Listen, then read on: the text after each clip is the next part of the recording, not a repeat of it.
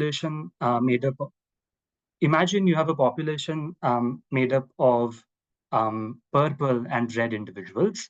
And let's say these individuals are distributed across island 1 and island 2. And island 1 and island 2 have vastly different environments, such that island 1 favors red body color, whereas island 2 favors purple. If there is no migration between the two islands, then one would expect the frequency of red individuals to rise on island 1 and the frequency of purple individuals to rise on island 2, such that both subpopulations are locally adapted to their respective environments. If we switch on migration between the two islands, we would expect non some individuals of the wrong type to be present on each of the two islands, and the frequency of these wrong individuals would rise if the migration rates between the islands were to be higher.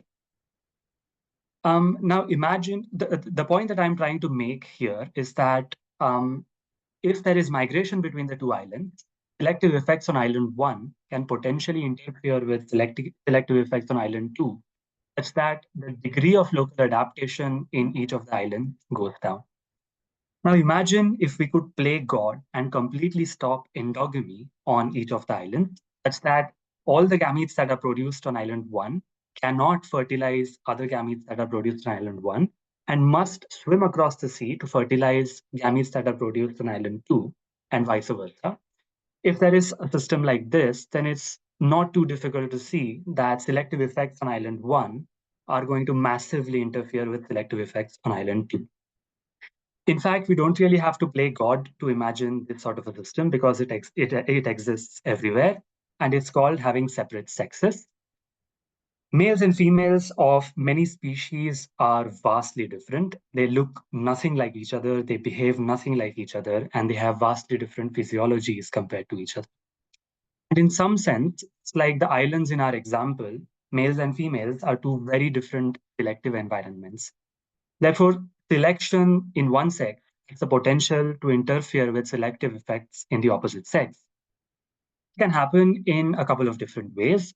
First, it's possible that loci that affect fitness in one sex have direct fitness consequences when they are expressed in the opposite sex. Alternatively, it's also possible that loci that affect fitness in one sex are subjected to indirect selection in the opposite sex simply because they are in linkage disequilibrium with fitness determining loci in that sex. And therefore, in order to predict the response to selection on a trait that is measured in one sex, let's say a trait that is measured in females, we must have an understanding of direct and indirect selection experienced by that trait in the trait it is measured, in this case, females. We refer to these effects as within sex effects, but we also need to understand direct and indirect selective effects experienced by the underlying loci when they are expressed in the opposite sex, which is males in this example. And we refer to these effects as across-sex effects. A convenient way of expressing within sex and across-sex selective effects is the sex-specific version of the Price-Robertson identity. The Price-Robertson identity expresses the expected change in the mean in the population mean of a trait as the additive genetic covariance between that trait and relative fitness.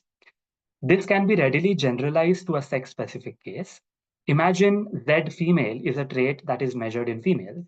It can be shown that the expected change in the mean of this trait, the population mean of this trait over one generation of selection, is simply the arithmetic mean of the additive genetic covariance between that trait and female relative fitness, and the additive genetic covariance between that trait and male relative fitness.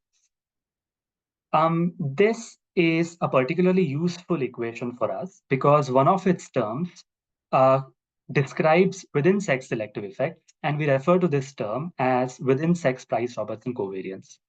And the other term expresses across sex selective effects, and we refer to this term as across sex Price-Robertson covariance. If one substitutes the absolute female fitness in place of Z female, what one gets is the sex-specific version of Fisher's fundamental theorem of natural selection, which expresses the rate of adaptation in females as the arithmetic mean of the additive genetic variance in relative fitness and the intersexual additive genetic covariance in relative fitness. Analogous expressions for males can simply be derived by swapping labels of males and females in the previous equations. In this study, we wanted to investigate within sex and across sex selective effects in a laboratory adapted population of Drosophila melanogaster called LHM. LHM has a very regimented maintenance protocol, and I don't want to go into the details in this talk. What I want to focus on, however, is what happens in these 2 days. All the reproductive interactions between males and females that contribute to the next generation happen between day 12 and day 14 post-egg collection. And therefore, this 48-hour period is the phase where sexual selection operates in this population. What we were really interested in doing in this study is to investigate how experimentally altering the intensity of sexual selection affects within sex and across sex selective effects in LH. In order to manipulate adult sex ratios, in order to manipulate the intensity of sexual selection, we manipulated adult sex ratios. We used 3 different sex ratios: male biased, 1:3 male biased sex ratio, where sexual selection is expected to be strong; equal sex ratio, where sexual selection is expected to be intermediate; and 1:3 female biased sex ratio, where sexual selection is expected to be weak. Specifically, we asked the following questions. What happens to the additive genetic variance for relative fitness in both males and females when one artificially changes the adult sex ratio in the population? Next, we asked whether the additive genetic covariance for relative fitness between males and females, or COV-MFW, was negative or positive, and whether it was affected by changing the sex ratio of the population. And finally, for a large number of male and female reproduction-related traits, we measured within sex and across sex Price-Robertson covariances and asked whether they change with changing sex ratio in the population. In order to address these questions, we used a cytogenetic cloning technique called hemiclonal analysis. And using this technique, we sampled a panel of 39 haploid genomes from the LHM population. And for each haploid genome line, we measured proxies of male and female fitness at male biased equal and female biased sex ratio. Additionally, we also measured a suite of male and female reproduction-related traits, including mating propensity-related traits, sperm competitive ability-related traits, and fecundity-related traits. Fecundity-related traits also include, in addition to female fecundity, it also includes the effect males have on the fecundity of the females they interact with. First, let's look at what happens to additive genetic variance and covariances for relative fitness as one changes the sex ratio. In this figure and the rest of the talk, green represents female bias sex ratio, gray represents equal sex ratio, and blue represents male bias sex ratio. The first 3 bars on the left represent additive genetic variance for relative fitness in females. The middle 3 bars represent additive genetic variance for relative fitness in males. And the last 3 bars represent the intersexual additive genetic covariance for relative fitness. So the first interesting insight in this figure is male VW is substantially higher than female VW, suggesting that in this population at least, males are under stronger selection than females. Additionally, in both males and females, as one moves from female bias sex ratio to equal to male bias sex ratio, VW monotonically increases, suggesting that selection in this population on both males and females gets strengthened with the degree of male bias in the population. Next, we found that the intersexual additive genetic covariance for relative fitness was positive at each sex ratio, although not significantly different from 0 at female bias sex ratio. This suggests that across sex selective effects are concordant to within sex selective effects on average. We also found that COV-MF was substantially smaller than male VW, suggesting that across sex selective effects are probably not important in males. But on the other hand, COV MF has similar magnitudes to female VW, and therefore across-sex selective effects probably matter for females. And in fact, rates of adaptation in females are simply the arithmetic mean of this quantity and this quantity. Therefore, our results suggest that across-sex selective effects give an almost 100% boost to female rates of adaptation. Many of these patterns were reflected in the within sex and across sex Price-Robertson covariances we measured for male and female traits. First, let's look at within sex Price-Robertson covariances on male traits. We found that as one moves from female bias sex ratio to equal to male bias sex ratio, within sex PRCs on male traits became stronger, as is evident in this example of sperm defensibility.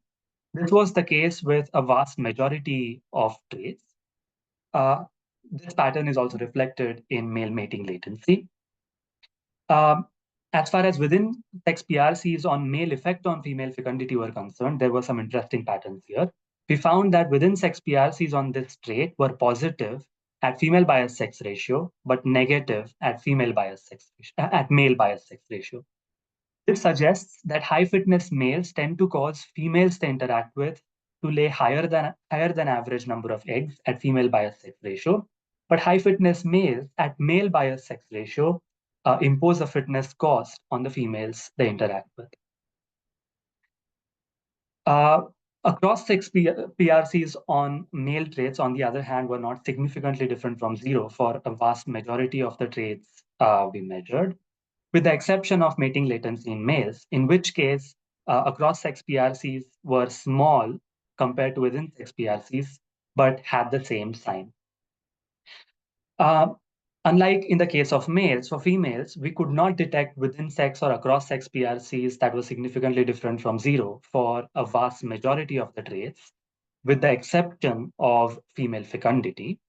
Quite unsurprisingly, since our female fecundity assay was closely related to our female fitness assay, we found positive within sex PRCs on this trait at both sex ratios. And mirroring the pattern that we found for the additive genetic covariance between males and females for relative fitness, we found that across sex PRCs on female fecundity were significantly greater than zero at male bias sex ratio and positive but not significantly greater than zero at female bias sex. In conclusion, we found that as one moves from female bias to equal to male bias sex ratio, sexual selection does get progressively stronger.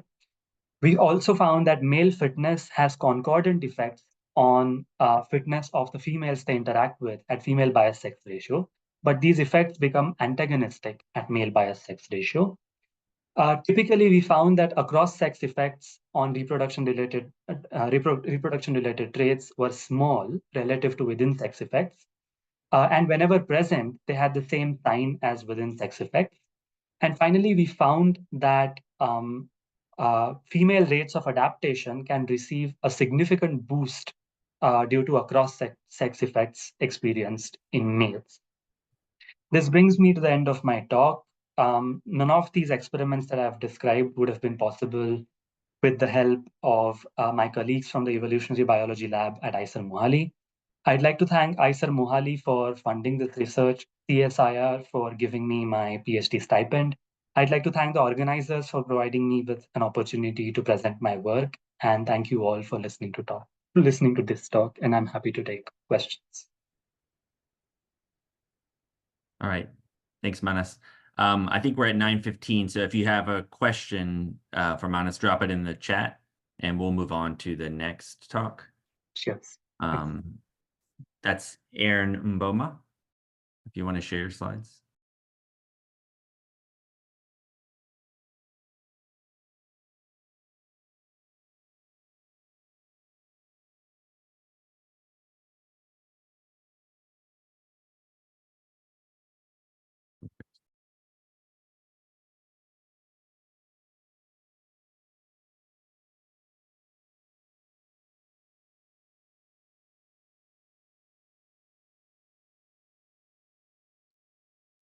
Okay, take it away.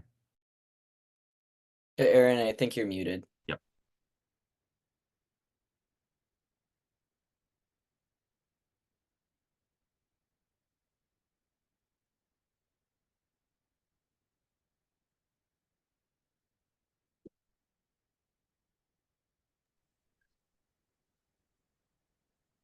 Okay, I was not allowed to unmute myself. Oh, okay, cool. Yeah. You're good now. Anyways, Sorry. thank you. Greetings to everyone from wherever you're tuning in from. I am Aaron Boma, a master's student from Chandigarh University in Punjab, India, under Dr. Arvinder Pal Singh. And our lab studies butterflies, and my talk today is on the variation in the wing venation pattern of Danas crucifus. So Danas crucifus is an acrid and cosmopolitan, as well as migratory butterfly prevalent in the tropical regions. This butterfly occurs throughout Africa, some parts of Europe and Asia, and the typical coloration is orange to brown with some black and white markings. You probably have already guessed, Danas crucifus is in the same genus as the more famous monarch butterfly of the Americas, Danas plexippus. In India, it migrates from the northern states of Punjab to the southern states of Tamil Nadu and Kerala during the winters. And the plain tiger is sexually dimorphic, where females have 3 black spots on each hind wing, while the males have 4, as you can see over here. The 4th in the males is a scent gland. Additionally, the plain tiger is highly polymorphic for wing maculation and has posed challenges for taxonomists throughout history. This polymorphism is more pronounced on the African continent, where at least 4 subspecies have been recognized. These include the subspecies Chrysippus, Klugi, Alcippus, and Orientus. In India, it is only Chrysippus that is recorded to occur. All right, so why do we have to study the wing venation of butterflies?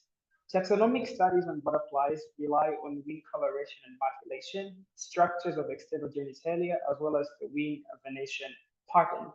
And from an evolutionary point of view, all extant patterns of insects are modifications from an ancestral pattern. And these modifications tend to be unique to different taxa, making them reliable diagnostic characters. A typical butterfly wing has 5 main veins, that is the subcostal, the radius, the median, the cubitus, and the anal veins. In addition, butterfly wings lack cross veins, hence their surface is not divided into cells except for the basal discal cell. And in Danas crucifus, this basal discal cell is closed by 3 cross veins, which are the upper discal cellular, the middle discal cellular, and the lower discal cellular. Bingham in 1907 showed that Danas crucifus has 2 atrophied veins occurring on the middle of the discal cellular of the forewing. In contrast, Comstock and Needham in 1898 described an unnamed Anosia butterfly, which had 3 atrophied veins, with the 3rd occurring on the lower discal cellular. So looking at this, it gives us confidence that this unnamed Anosia butterfly was not, in fact, Danas crucifus. Anyways, so our specimens were collected from Garwan and neighboring villages in the district of Mohali in Punjab, and we had a total of 16 microscope slides that were prepared by following the standard protocol. This standard protocol includes the scaling of the wings in grades of ethanol, as well as staining them with eosin yellow. And on to our results. What did we find? So this is the general wing venation pattern of Danas crucifus. And it conforms to what we expect for this species, where there are 4 principal veins that emanate from the base of the wing, that is the subcosta, the radius, the cubitus, and the anal vein. The median, on the other hand, does not emanate from the base, but rather arises from the discal cell, where it is closed, as you can see over there, M1, M2, and M3. And there are 2 cubitus veins and a single anal vein that is forked at the base. In the hind wings, on the other hand, we also have 4 principal veins, but there's a coalescence of the first principal vein, that is the subcosta and the radius, coalesce at the base. And then the first radial vein also coalesces the subcosta as it goes on all the way to the costa. And we have the precostal spur, as well as the cubitus branching into 2 cubitus veins and 2 anal veins, A1 plus A2, which coalesce at the base, and the 3A vein. Again, the median veins arise from the discal cell, And we have the three discocellulars, the upper discocellular, the middle discocellular, and the lower discocellular. I apologize for not having labeled this for lack of space, but I will talk about the discocellulars in detail. So our variation, some of the results that we found is that we found the variation in the forewings to be in the discocellular or around the discocell on the middle discocellular, where there were two atrophied veins projecting into the discocell in at least some specimens, and there was variation in both the number and the position of these atrophied veins. In the hind wings, the variation was in two places, both at the middle discocellular over here, as well as at the base of the third anal vein. So allow me to discuss that little variation for a bit. In the forewings, at least in 10 specimens, there were two vein atrophies as observed here, where we have the first one that is right slightly above the M2 vein. We have the lower discocellular and we have the middle discocellular over there. So these are the two atrophies that arise from the middle discocellular. And at least 10 of our specimens demonstrated two of these atrophies, while the remaining only had a single atrophy and the second was nowhere to be seen. In addition, there was also variation in the prominence of this second atrophy, whereas it was more prominent in others and less so in the other specimens. I'll equally demonstrate that on the next slide. And when you look at the first spur, it occurs on or slightly above the M2 vein. But this only occurred in 14 of the 16 specimens. Two specimens demonstrated having the first spur occur below the M2 vein, as you can see right over there. Let me just quickly see if I can. Right over there, you have the M2. So instead of occurring somewhere above or right on it, it occurs below, just the same way in this one that has a single spur. And in the hind wings, 9 specimens exhibited the presence of a spur at the MDC, right over here, it's a little one.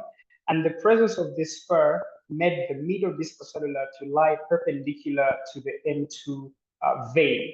Meanwhile, the specimens that were lacking this M2 spur, their middle discocellular curves into the M2 vein instead of lying perpendicular as we see here.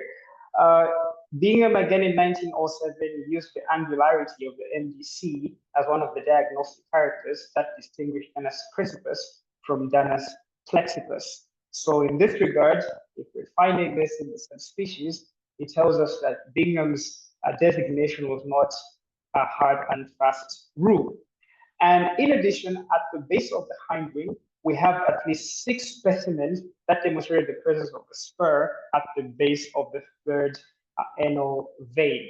And this made the third anal vein appear hook-shaped, unlike this one that is just straight without any prominences coming out of them.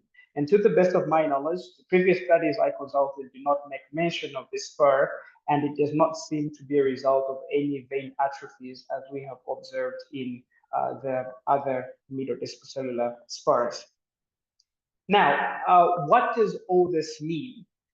The figure that you're seeing on the left shows that the number of spurs in the forewing does not necessarily predict the presence of the spur at the middle discocellular in the hind wings. That is, you can have butterflies that have 2 atrophies in the forewing and none in the hind wings, 2 atrophies in the forewing and 1 in the hind wing, and so on and so forth. So this reminds us that nature seldom presents a clear-cut demarcations for identifying and classifying organisms. Given that little is understood on the factors influencing the patterning of insect wing veins, this interspecific variation potentially hints at the significance of developmental instability in the development or in the ontogeny of butterfly wings or insect wings in general. We live in a molecular age of biology where morphological taxonomy is being threatened. but such findings remind us of the importance of morphological taxonomy in raising novel scientific questions. For future studies, we hope to understand the factors that influence the patterning of butterfly wing veins, and as well as all the genes and the environment, what roles these play in the patterning of wings. Questions like these may never have been asked if preliminary morphological taxonomy was not carried out. Anyways, that was all I had for you today, and I would like to thank my supervisor, Dr. Arvind Palsin, who granted me the opportunity to present our results. I also extend my gratitude to Dr. Orlando Schwery, who is my mentor from the Society of Systematic Biologists. He's always there to listen to my ideas and has made this presentation better. Thank you very much. If there are any questions, I'll be taking them now. Thanks, Aaron. So we do have time for a couple questions if anyone wants to raise their hand or write in the chat.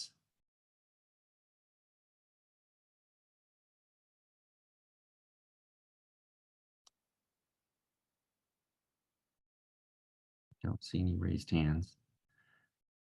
I can ask one because I was curious. Do you have an idea? Oh, you're muted again. Maybe I need to. Okay.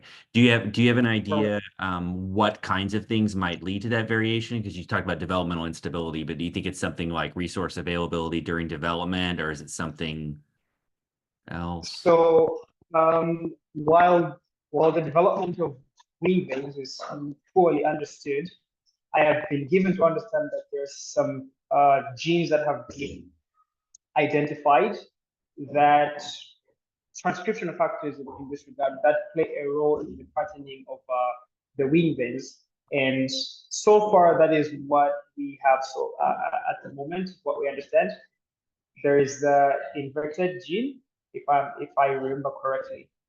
But all the same, it must have a lot to do with how they are transcribed during development. Right. So these were all wild caught, right? Right. Yes, they were. They were from neighboring villages, so about a radius of 3 kilometers. Cool. Right. Really fascinating variability. Any other questions?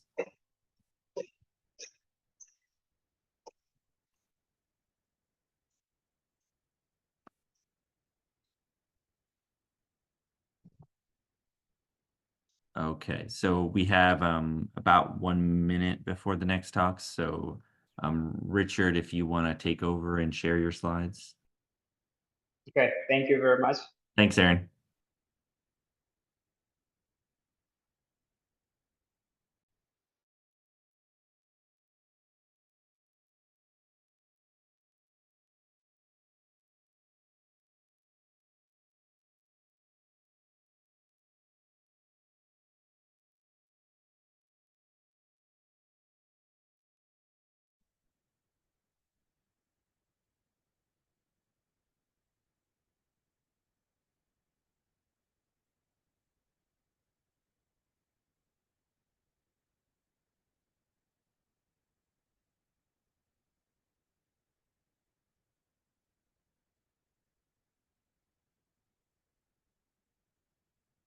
Looks good. We could probably wait 30 more. Oh, no, actually, it's 9:30 on the dot. So our next speaker is Richard Sibley, who's going to talk about timesbirds' need to evolve mating cues under allopatry and parapatry. Go ahead, Richard.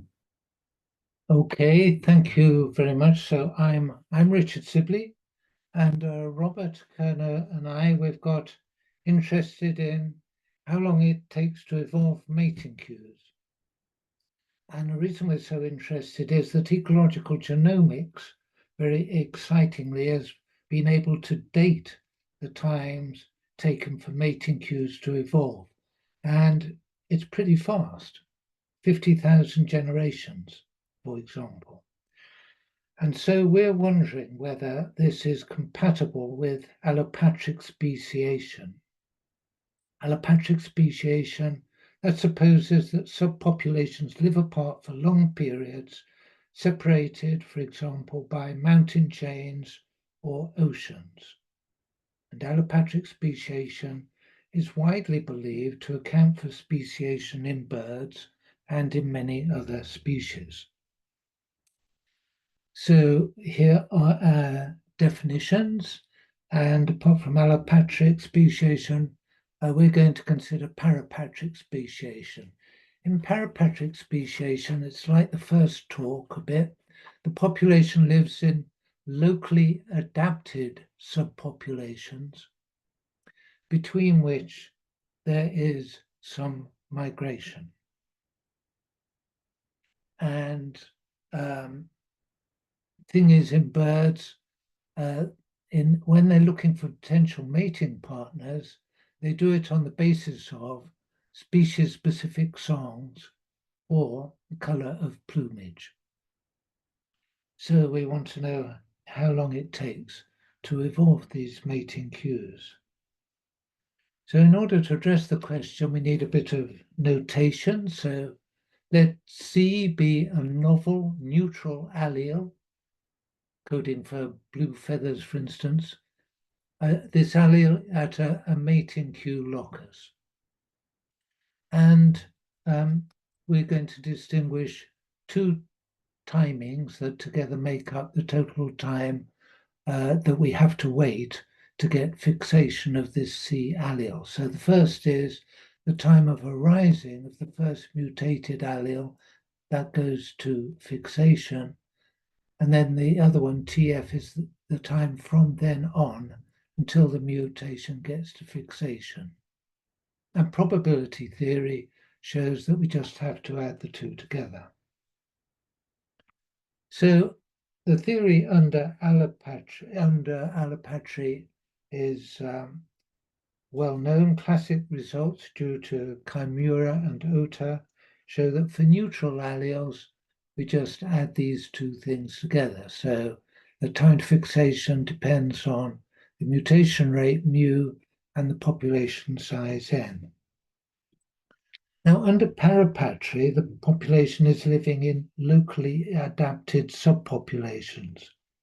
And this local adaptation induces selection on the mating cue. I'll give details later. We'll designate the resulting selection coefficient S.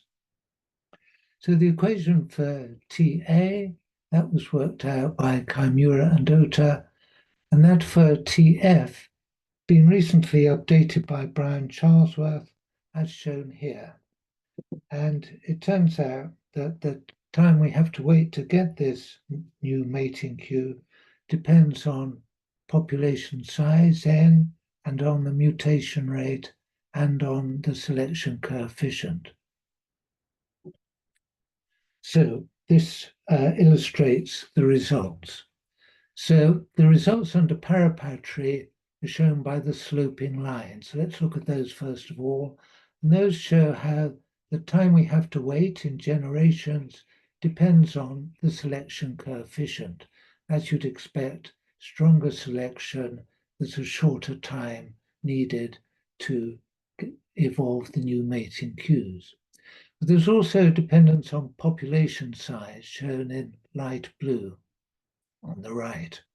So as population size increases, so the time we have to wait goes down, but it reaches a limit in this case at about 100,000 generations. Now, as a benchmark, I've put in the horizontal line the timing under allopatry. So under allopatry, there is no selection on the mating cue, it's neutral. And so I've just put it in for comparison as this horizontal line. And what you see, the take-home message is that overall, the timings under parapatry are much less than those under allopatry. These results are for mutation rate of 10 to the minus 8. But we've looked at other mutation rates. Look on the right here, this is 10 to the minus 5. And we don't have to wait so long now, but the results are essentially the same. Parapatry much faster. So the results are, so far, that times are unrealistically long in the allopatric model. 100 million generations. That's with mu equals 10 to the minus 8, which is the commonly found value of mutation rate per site per generation in animals. Times under Parapatric can be much more realistic. And we get similar results if you allow that mating queues could arise at more than one locus. So the theory so far is just one locus could change the mating queue. But if you allow a number of loci could code for the mating queues, you just have to change mu to mu x throughout. So we've concluded that Parapatric is more likely than allopatric speciation. But how does it actually work in practice? So the literature suggests that it is likely that it involves phenotypic matching. You've got to choose a mate who matches yourself, got the same mating queue as you have. If I've got blue feathers, I'm looking for a mate with blue feathers. And, well, how could that come about? It's most likely sexual imprinting. So there's a big literature in birds showing sexual imprinting is very widespread in birds. Sexual imprinting, that means daughters, well, there are different kinds, but most common is daughters are looking for mates carrying the same mating cues as their dads. So if dad had blue feathers, she looks for a mate who has blue feathers. Another way to get phenotypic matching is through pleiotropy. The same gene determines mating cues that determines mate preferences. And there are some examples outside birds, so it can happen. I don't know of any case documented in birds. And another possibility is magic trait speciation, but I'm not going to say any more about that here because although it's interesting, it doesn't change songs or plumage colors. So we'll assume phenotype matching. So how does it work to bring about parapatric speciation? So it's key that it depends on the details of the local adaptation. The selection coefficient S depends on the strength of local adaptation in the subpopulations and on the migration rates between them. So to look at this further, we constructed a simple diploid model with two subpopulations and two loci. One locus is for the ecological trait, the other is for a mating queue. To get local adaptation, we suppose the ecological trait is selected with selection coefficient S1 in one subpopulation and S2 in the other. And we assume migration between the two subpopulations. So this is a sketch of how it works. So this is the ecological trait. So the two alleles, I've called them P and Q. P is advantageous in one niche, Q in the other. There is also, of course, the mating queue locus. And the ecological trait locus is not linked to the mating queue locus. Mating queue locus could be on another chromosome. It also has two alleles, one of which is the new mating queue, which I've called the C allele. When we run the model, we find that the C allele increases exponentially in frequency. So on the left, you've got a key genotype shown in each of the two niches, and it's going up exponentially. On the right, I've done a log linear plot, and you see that for the bulk of the time, it's very close to a straight line indicating exponential increase. And we measured in what follows. We measured the overall selection coefficient on C, which I've called S. We've measured it, the exponential growth rate at generation 50. So we ran this model many times for different migration rates and different selection coefficients. And here we show the overall selection coefficient on the mating queue S. We show it as the height of this hill. The first thing to see is that outside this island, there's no selection on the mating queue. S is equal to 0 or less than 0. Next thing to note is that as migration rate increases, so S increases up to a maximum and then it decreases down to 0. Similarly, for the selection on the in niche 2, with S2, as that increases up to a maximum and then down to 0. And this has all been done where S1 is equal minus 0.05. So S2 has to be positive in order to get local adaptation. And if you look, you'll see that when S1's minus 0.05, the peak of the hill is roughly at S2 is plus 0.05, opposite signs. So then if we show another example, then this has much higher selection coefficient, S1 minus 0.4, S2 going up to 1 or 2. But the overall results are similar. So with migration rate, you go up to maximum and then down again. And similarly with S2, you go up to maximum and then down again. So these results show how the selection coefficient on the mating queue S, that it shows how that depends on migration rate and S1 and S2. And if we also know the population size, then we can get the time to parapatric speciation, depending on those same variables.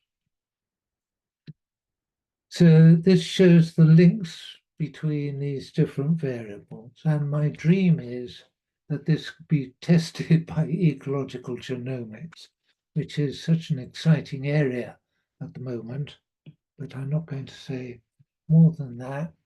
So to summarize, we've shown that the times under allopatry are unrealistically long.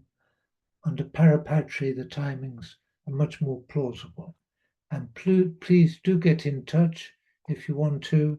And I will leave you with a final thought that with phenotype matching of mating cues, what speciation does is it enhances local adaptation. Thank you very much. Thanks, Richard. That was great. We have time for a question, maybe, if anyone from the audience wants to type it in chat or raise their hand.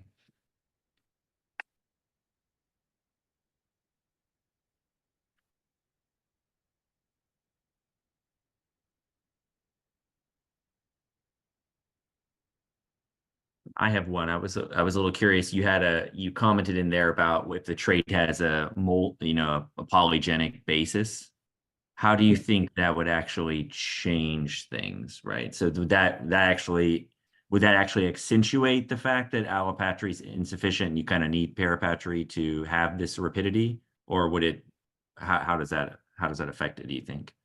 Well, I think it would. I mean, if you've got to, under allopatry, you've got to get two alleles at two different loci in place.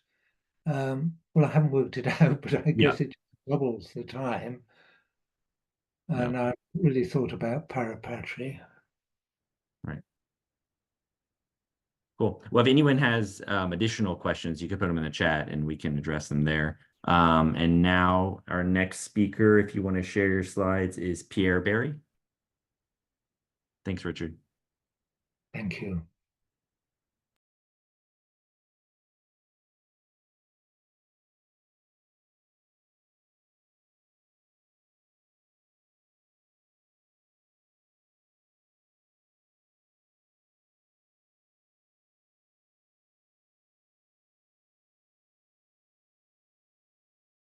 Are you able to unmute, Pierre? I'm clicking ask to unmute. Should There we work. go. Awesome. Okay, perfect. Do you hear me well? It's okay. And can you see my pointer, by the way? Sorry, what was that? Did you see my pointer? Okay. I see the slides. Yes, I see the pointer. Yeah. Okay. Awesome. Okay, so hello everybody. So I'm Pierre Barry. I'm a postdoc at the University of Porto and CBO working with Free Fire. And today I'm very happy to share with you and to present the ongoing work we are doing about the evolutionary history of inversion within the Littorina genus and the role in reproductive isolation and speciation. So basically, when we are studying speciation, what we want to study is what are the evolutionary forces that pass from one species in permitting one species to two species with nearly complete reproductive isolation. And the simplistic model assumes that there is an accumulation of reproductive isolation barrier during this time. And one important question in speciation is to identify this barrier and to characterize the nature and to infer the evolutionary histories. And recently, it has been put forward that there is a particular important barrier to gene flow that are particular genomic rearrangements that are chromosomal inversion, where the order of genes has been reversed. And what is very interesting in chromosomal inversion is that it suppresses recombination nearly in the whole range of the inversion. I say nearly because there's still some recombination that happen in the middle of the inversion because of double crossover. But what is interesting is that inversion are a very efficient way to couple and to link either locus involved in genetic incompatibilities or loci involved in local adaptation. So it has been put forward as maybe an important barrier in multiple study systems. And in one study system where it has been put forward, it's in the Littorina intertidal marine snails. So these are marine snails that are commonly found in the shore, and it has been found that they are repeatedly splitting between ecotypes that differ in habitat, phenotype, morphological traits, behavioral traits. And for example, in Littorina fabalis and Littorina saxatilis. And when we study the genetic architecture of the differentiation between the ecotype within these two species, what we found is, for example, in Littorina fabalis, in the graph on the bottom left, is that you see high block of linkage disequilibrium that correspond also to very high FST values between the ecotype. That corresponds to multiple inversion that differentiates between the ecotype. In Littorina fabalis, it's around 10. And when we move to Littorina saxatilis, we have the same here. So here you have in gray all the inversion that has been found and that make the differentiation between the two ecotypes. And when we look at the data in one inversion, we clearly see in the genomic pattern a 3 bands pattern, so with the homozygous in blue and in red for each different arrangement of the inversion, and the heterozygous in green in the middle between these two homozygous. So we can see that there are multiple, in this case in Sagittarius it's around 20. So there are multiple inversions that makes the differentiation between ecotype in these two species.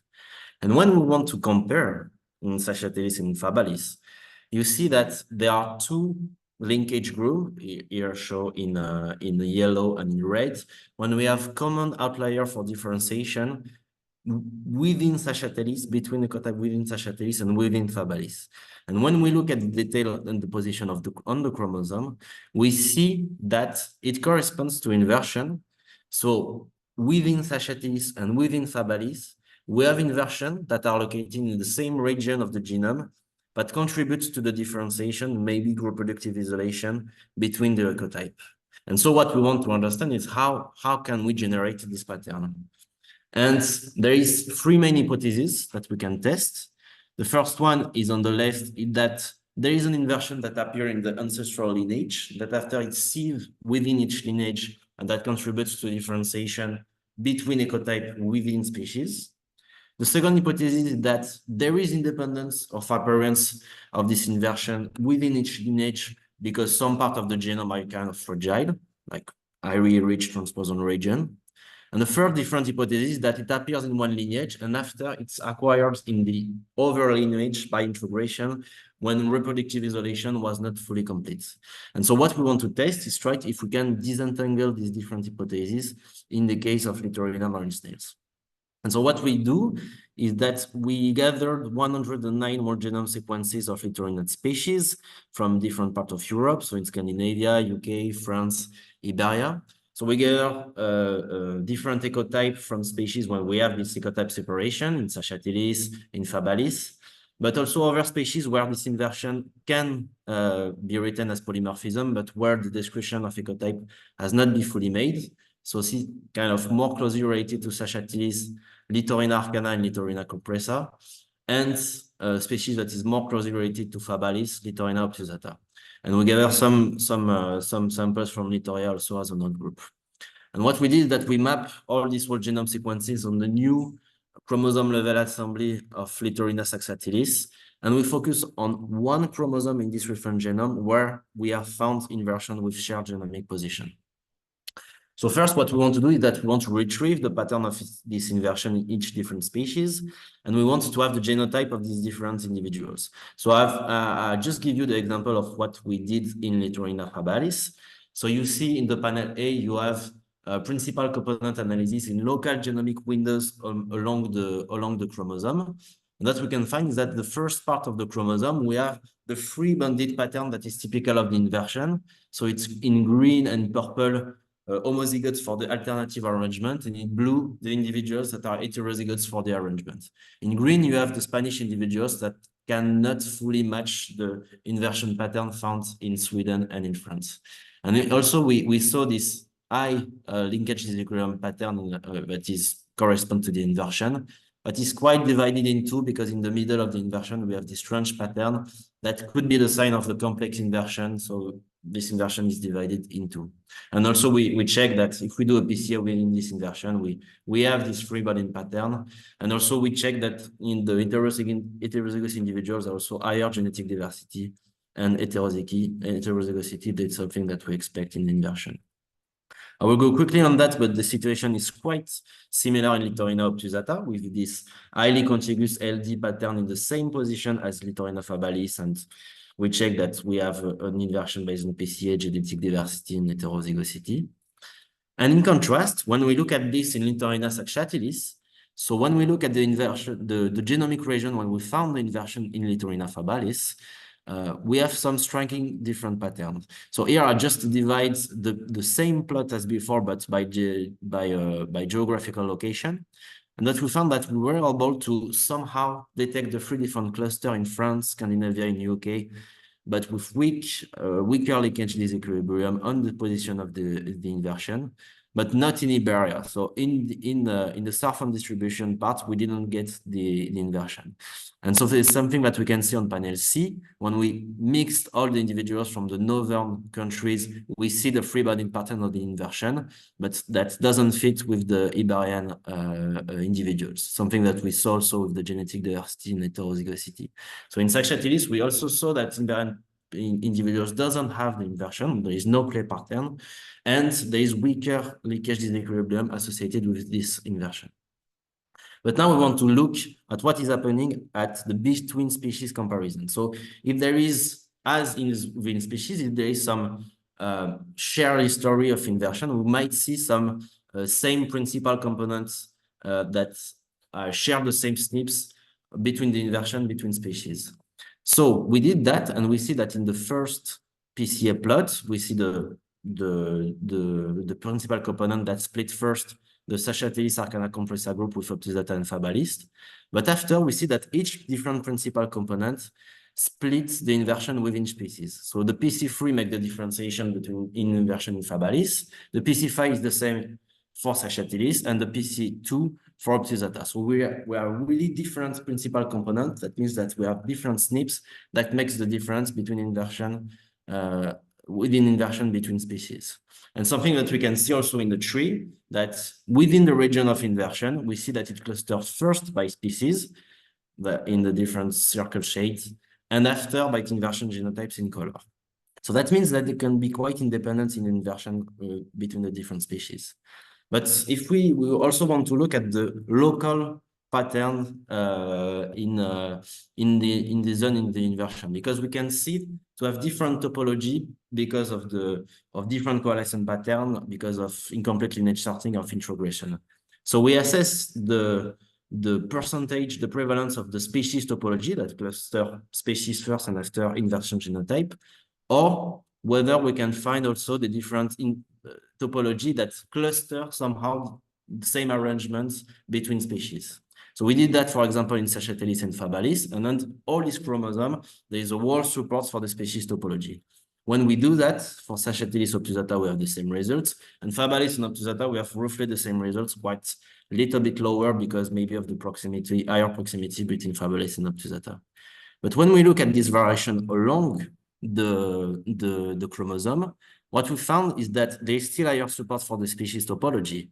But in the zone and the inversion shown in pink, we see that in Optuzata and Fabalis, there is higher support for the inversion topology, shown in green. And in all different comparisons, we have a higher support for inversion topology at around the putative breakpoints that separates the first part and the second part of the complex inversion, and also at the right left breakpoints. And so there can be a possibility that there is some small parts of the inversion that still have the information on the shared history on the inversion. So what we did is that we inferred this statistic that is able to see pattern of shared SNPs between non-monophyletic lineage compared to another lineages. And so basically it counts the pattern of Faba and Baba SNPs, and you can detect a higher prevalence of this pattern in the genome compared to another group. So we did that for each different topology that cluster the two different inversion genotypes within species, so for example, Fabalis, and compare it to both each arrangement in each of the two different species. So here, each inversion genotype in Optuzata and Sachetelis. And we compare within the zone in inversion and outside the zone on the inversion.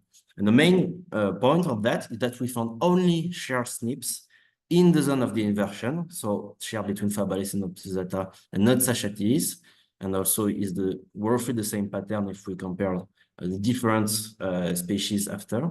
And if we look at the proportion of introgression along the chromosome, that is represented by the FD statistic, what we found is that we have the higher proportion of introgression inside the inversion that is more present in the vicinity of the putative breakpoint of the inversion. So what can explain that is that it can explain if there is a null inversion that have its own evolutionary story within each different lineage, and that gene flux, that is recombination within the inversion, is sufficiently strong within each lineage to make inversion, both inversion genotype more closely related within species that between arrangements. But if as recombination is less strong around the vicinity of the breakpoints, we still have this shared history in this region.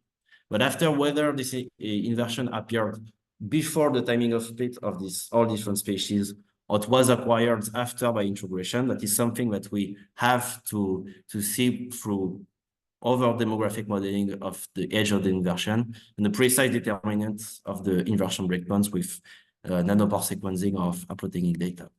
And without of that, I want to acknowledge of the people for data gathering and all insightful discussion from the Literina research community. And I will be happy to take questions, and thank you for your attention. Thanks. Thanks, Pierre. That was really cool.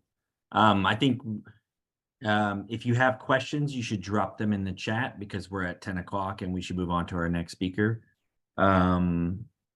That should be Amir Falasharudi. Amir, are you here? I do not see him in the waiting room.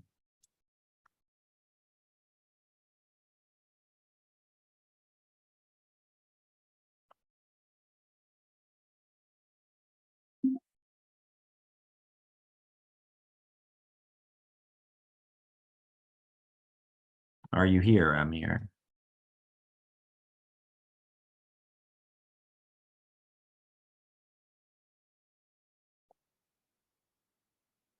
All right. Well, in the absence of Amir, we have about a 15-minute break until the next talk, but please either stick around or come back because we have one more talk in this session from Abhishek. So we will pause for the next 14 minutes now and then begin with the next talk.